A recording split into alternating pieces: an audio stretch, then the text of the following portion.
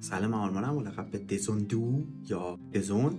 به ویدیو من خوش اومدین. امروز میخوایم درباره سایتم و استفاده و نحوه کارکردش صحبت بکنیم. در حال حاضر سایت من یه سایت بکلس هستش که از سوپابیس، ویو و کلادفلیر پیجز استفاده میکنه که ترکیب اینا به من این قابلیت رو میده که دیگه از CMS استفاده نکنم و هزینه هامو تا اونجا که میشه کاهش بدم.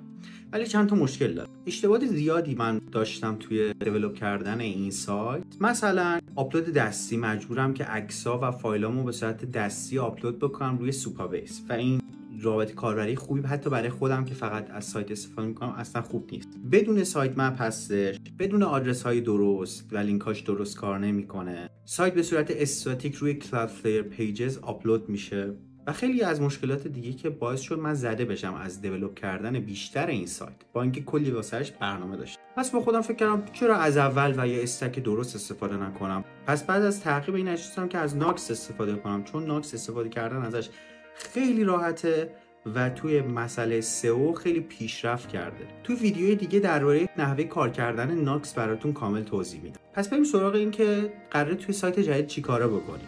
برای مدیریت محتوای جدیدم از مارکداون فایل ها دارم استفاده میکنم که به صورت گیت من میتونم اونا رو کامیت بکنم روی سایتم و کانتنت جدید روی سایت آپلود میشه. و کلادفلیر ورکرز و پیجز به صورت اتوماتیک وقتی من کامیت جدید انجام میدم به برنچ اصلی، اونا آپدیت میکنن.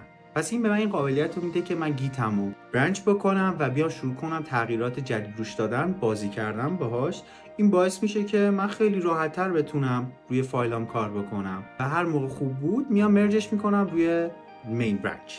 خوبی که ناکس داره، من میتونم از ماژول‌های خیلی خوبی استفاده بکنم. یه چند تاشو اینجا نوشتم با هم بررسی کنیم. مثلا میتونم از ماژول SEO استفاده بکنم که خودش مادر چند تا ماژول دیگه است. این ماژول این قابلیت به من میده که سیملس رو سایت مپ رو سایتم درست بکنم، عکس‌ها رو اپتیمایز بکنم. برای طراحی سایتم از تیلوین و دیزی یو آی استفاده کردم. تیلوین CSS رو که همتون میشناسید، اگه نمیشناسید یه ویدیو دربارش میسازم. وای چقدر قرار ویدیو بسازم. دیزی یو آی هم یه کامپوننت لایبرریه که میتونیم راحت ازش کامپوننت‌های خیلی خوب و قشنگ بگیریم و لازم نیست هر بار چرخ ما اختراع بکنیم. حالا هدفم از سایتم چی هست اصلا؟ چرا دارم سایت برای خودم میذارم؟ توی دور زمان همه پیج اینستاگرام دارن، همه کارشون رو با اینستاگرام میکنن، ولی سایت به نظر من هنوز قابلیت‌های خودش داره و کسایی که توی این زمینه هستن نیاز به یک سایت این شکلی دارن. هدف چیه؟ هدف اینه که تو کوتاه مدت مکانی برای ارائه داشته باشیم، تو میان مدت که 3 الی 6 ماه هستش کسب درآمد ثابت ازش بکنیم. بلند مدت هم تبدیل شدن به قطب و مرجع. حالا یعنی چی؟ اگه ما تبدیل به مرجع بشیم میتونیم آموزش بذاریم، مسابقه بذاریم، درآمدزایی خیلی خوبی داشته باشیم، باعث میشه شناخته بشیم، حرفی برای گفتن داشته باشیم بین آدم‌ها و سکوی پرش میشه برای پروژه های دیگه‌مون. الان که دارم باهاتون صحبت میکنم سایت تو مراحل آخریشه، یعنی فکر میکنم 80 تا 90% تکمیل شده باشه برای ورژن 1. پس تا اون موقعی که من این ویدیو رو ادیت می‌کنم احتمالاً سایت کامل شده و میتونم یه سری ویدیو به شما نشون بدم که سایت الان به چه شکل هستش. یه سری قابلیت هم پلان دارم که اضافه بکنم، مثل استفاده از سوپابیس برای فرم هایی که ملت میتونن سابمیت بکنن، نظرسنجی و چت آنلاین، ابزارهای مفید به صورت مجانی مثلا SEO چکر و اینکه قابلیت سرچ نداره سایتم. الان خیلی تنبل بودم که این کارو بکنم.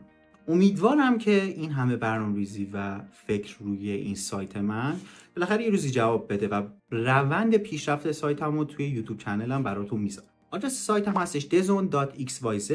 درسته xyz زیاد دامین خوبی نیستش و من اسکمر رو باش کار میکنم، ولی من xyz رو دوست دارم. حداقل از IR بهتره.